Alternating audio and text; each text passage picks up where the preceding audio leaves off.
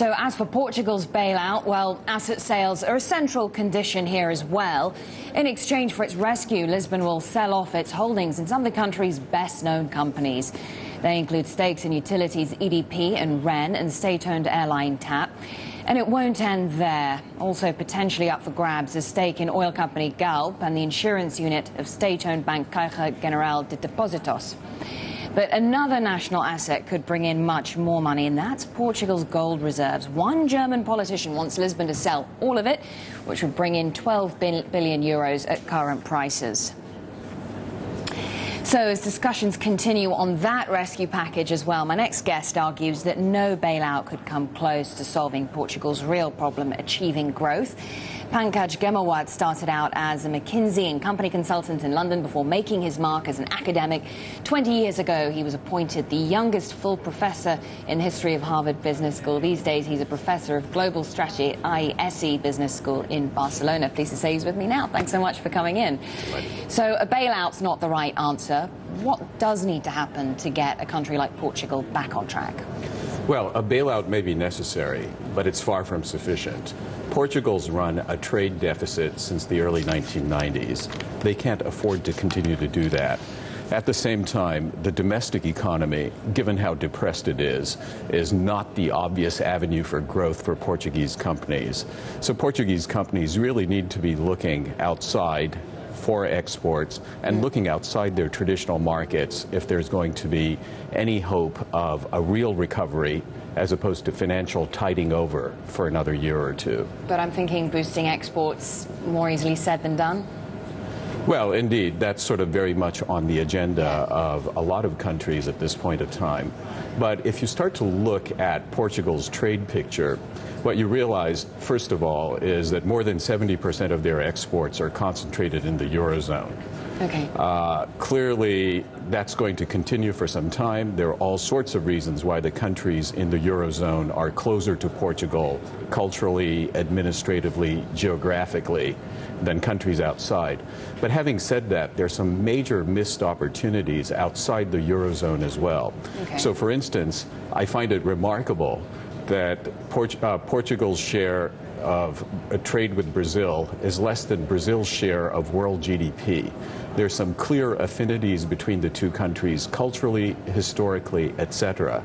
And that would strike me as a concrete instance of a major missed or underexploited opportunity. Yeah, so from what you're saying, some pretty lucrative opportunities to be pursuing out there. And would you say this is just specific to Portuguese companies? Are there other companies in Europe and indeed in the US that could be doing more to look beyond their sort of traditional domestic regional markets?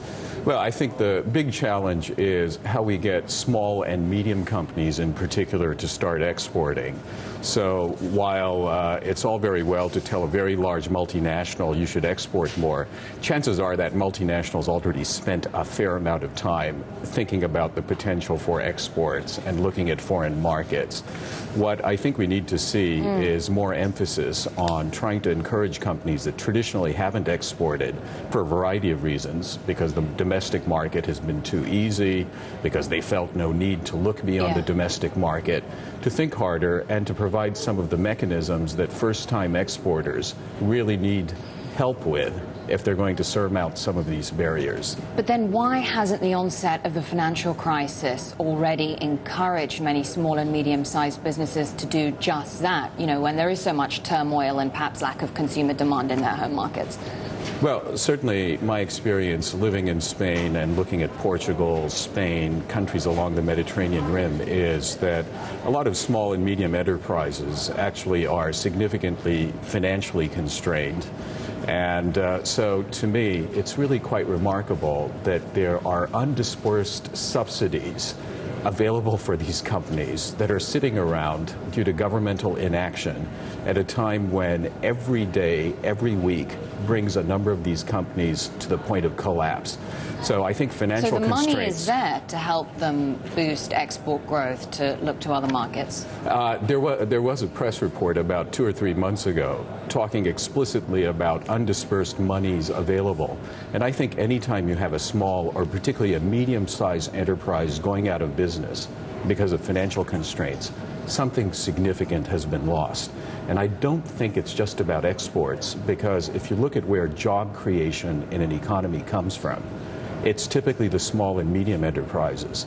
So to take the example of Spain, I was really rather amazed when Zapatero called the heads of the 37 largest companies in the country in to help refloat the Spanish economy. Because if you look at what share of Spanish employment they account for, it's about 5%. But then I guess the idea of getting them more involved in that way is to get them to do more to create, to contribute to job growth in the country, right? Well, that was the idea, but if 5% is their share of total employment, the notion that these companies are going to refloat the Spanish economy seems arithmetically a little bit implausible.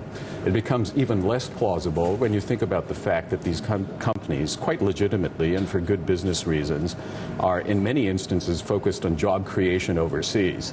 So Portugal's unemployment rate is only 10%. Spain's is more than 20%. Unemployment has to be a major priority, and I'm really amazed that the focus is where it is as opposed to where it should be. And where should it be? On the small and medium enterprises, and in particular, Spain, for instance, ranks, I think, 150th out of 180 countries ranked by the World Bank on the ease of starting a new business. Clearly, there's much more that could be done to encourage the kind of dynamism that we see among small and medium enterprises. Is regulation in the US. also a problem, red tape? It's a huge problem. So part of the reason that Spain ranks 150th is, of course, red tape. In addition, as the head of the Spanish Employers Federation puts it, Spain has 44 types of labor contracts. Clearly, if you're thinking of starting a small company, you're much less likely to do it under these kinds of conditions than under the kinds of conditions that we see across the Atlantic, for instance. Fascinating conversation. Thanks so much for your time, for coming in. Appreciate it. Pankaj Ghemawat, professor at the IESE Business School.